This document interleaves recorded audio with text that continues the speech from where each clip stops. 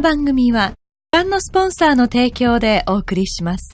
Bonjour et bienvenue sur ce nouveau Shishiki. Aujourd'hui, nous allons parler de 20 yokai. Mais d'abord, qu'est-ce qu'un yokai? Ce sont des créatures surnaturelles dans le folklore japonais.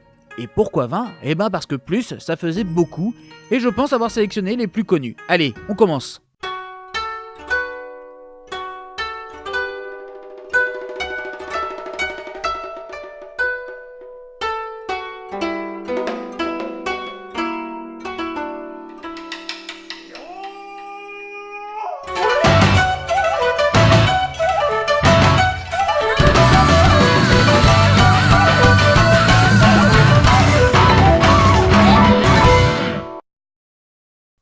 L'Akashita. L'Akashita est une créature en forme de nuage noir avec des griffes et des dents acérées. Il est intimement lié au Shakuzetsu Nishi, jour de malchance. Le Gashadokuro. Les Gashadokuro sont des squelettes géants, 15 fois plus grands qu'une personne moyenne, qui passent pour avoir été créés à partir des os amassés de personnes mortes de sous-alimentation. Ces yokai errent après minuit, saisissent les voyageurs solitaires et leur mordent de la tête afin de boire leur sang qui jaillit. Les Gashadokuro ont la réputation de posséder des pouvoirs d'invisibilité et d'indestructibilité, bien que les charmes shinto sont supposés les conjurer. Le Nekomata ou Bakeneko est un chat au pouvoir surnaturel, capable de projeter du feu, de faire danser les morts, de prendre possession du corps de ses maîtres ou encore de prendre forme humaine, on les reconnaît à leur double queue. Le Nureuna, littéralement femme humide, est un immense serpent à tête de femme. Il apparaît près de la mer et attire l'attention en lavant sa chevelure ou en demandant de l'aide. Parfois, la créature tient dans ses bras un bébé pour attendrir les passants. Mais lorsqu'elle confie l'enfant, celui-ci devient plus lourd qu'un rocher et entraîne les malheureux dans les flots. Otorochi est une créature étrange, son corps est recouvert de poils, seul son visage, ses crocs et ses griffes sont visibles. Il est en quelque sorte le gardien des temples spirituels. Il se dissimule dans l'ombre près de la torii et se jette sur les personnes impies ou irrespectueuses des religions pratiquées en ces lieux. Le Noperabo est une créature à l'apparence humaine qui a la faculté d'effacer complètement son visage. Yeux, dés, bouche, il n'y a plus rien et ne laisse plus que la police.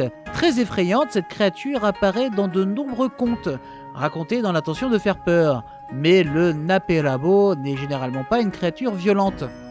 Le Noué.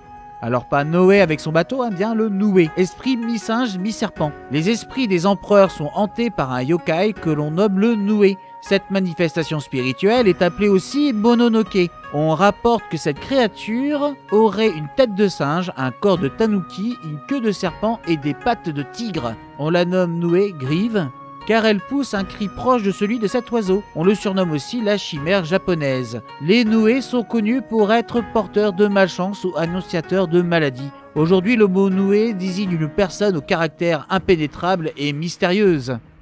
Le Inugami est un animal fantastique à l'apparence de chien. Il est généralement invoqué par un rituel magique dans lequel un chien est assassiné. L'esprit du chien revient alors avec d'énormes pouvoirs qu'il met à disposition de son maître pour lui assurer protection et lui permettre de se venger d'un ennemi. Il est capable de posséder un être humain et de se retourner contre son maître. Eh ben oui, il fallait pas le tuer. Le Nupepo est un amas de chair et de graisse dégageant une forte odeur de cadavre en putréfaction. Plutôt bienveillant, il parcourt la nuit les villages et les cimetières japonais d'un bon débonnaire. On dit également que manger sa chair procure la jeunesse éternelle. Le Tanuki est un chien vivérin que les légendes ont doté de pouvoirs magiques. Ils sont capables de changer d'apparence pour se transformer en n'importe quel objet, ce qui est pratique pour jouer des tours aux humains. Autre caractéristique surprenante, l'élasticité de leurs testicules. Et oui, je viens bien de dire testicules, leur permet d'innombrables activités comme pêcher ou planer avec un parachute d'appoint.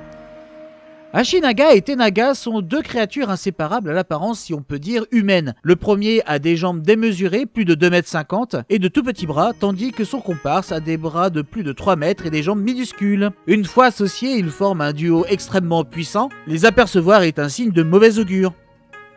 Le Kasha est un être malveillant qui se rend aux cérémonies funèbres pour dérober les corps des défunts avant la crémation. Il est à l'origine de la peur des vivants de voir leurs proches disparaître avant l'heure ou même avant les rituels consacrés. Le kitsune est l'un des yokai, probablement les plus populaires du Japon. Il s'agit d'un renard très vieux qui a développé des pouvoirs magiques. On dit que lorsqu'un renard passe l'âge de 100 ans, il pousse une seconde queue, puis d'autres à mesure que les années passent. Il devient alors un kitsune à l'âge de 1000 ans, un renard à 9 queues. Extrêmement puissant, il peut changer d'apparence et créer des illusions. Le Mujina est un blaireau japonais. De même que le kitsune ou le tanuki, ils sont fréquemment représentés comme des yokai qui se métamorphosent et trompent les humains. Ils apparaissent pour la première fois dans la littérature japonaise, le Nihonshuki, dans la partie consacrée à la 35e année du règne de l'impératrice Suiko. Le Kamikiri est un être de petite taille, vivant dans la forêt. Il n'est pas mauvais, mais sa tête de corbeau ne le rend pas très avenant. Il sait lorsqu'un humain est tombé sous le charme d'une créature surnaturelle, lorsqu'il en croise un. Il attaque par surprise et lui coupe les cheveux. Ainsi, il retarde les mariages contre nature voués à l'échec. Le Tsushigumo, il était décrit avec des têtes d'oni, des bras et des jambes d'araignée, portant des vêtements géants et vivant dans les montagnes, où il capturait des voyageurs dans leurs toiles pour les dévorer. Les Omibuzu, ou bonzes marins, sont d'énormes yokai marins naufrageurs. Ils demandent aux équipages un tonneau qu'ils remplissent ensuite avec de l'eau de mer pour les noyer. Pour éviter ce funeste sort, il faut leur donner un tonneau sans fond.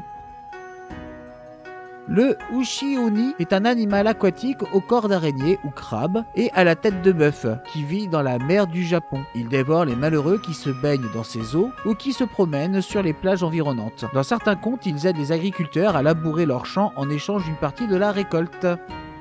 Le Rokurokubi est très souvent dans l'imaginaire populaire une femme. Il s'agit d'une créature à l'apparence humaine durant le jour et qui est capable, une fois la nuit venue, même parfois pendant son sommeil, d'allonger son cou à l'infini. Elle a tendance à jouer des tours aux humains et peut aller jusqu'à tuer en suçant le sang de ses victimes. Mais il existe aussi des Rokurokubi bienveillants. Et enfin, le dernier très populaire au Japon, le kappa, est un petit être étrange, entre le singe, la tortue et la grenouille, qui vit dans les rivières du pays. Il adore la chair humaine et n'hésite pas à attraper les malheureux passants près de lui. Pour ne pas avoir affaire à lui, il est conseillé de jeter à l'eau des morceaux de concombre qu'ils adorent, sur lesquels on grave son nom. Le kappa se souviendra de cette offrande et vous laissera alors tranquille. Et voilà, j'espère que cette petite liste vous aura plu. On retrouve souvent ces yokai dans nos mangas et il est toujours sympa de savoir qui ils sont. Si vous avez d'autres yokai, n'hésitez pas à les mettre dans les commentaires. N'oubliez pas de vous abonner, de cliquer sur la petite cloche si vous voulez être mis au courant des actualités de la chaîne. Vous pouvez aller sur le site aussi Ryodocast Channel où tout est regroupé, y compris mes podcasts. Et je voulais vous parler d'un projet que je réalise avec des amis qui se nomme Robin's Chronicle dans l'univers de Batman avec les 3 premiers Robins. Allez faire un tour sur la page Facebook ou même de partager, voire de participer à notre projet Ulule. Je vous mets les liens dans la description. Quant à nous, on se revoit bientôt pour la suite de Ryodocast Quest, si le temps le permet. Matane!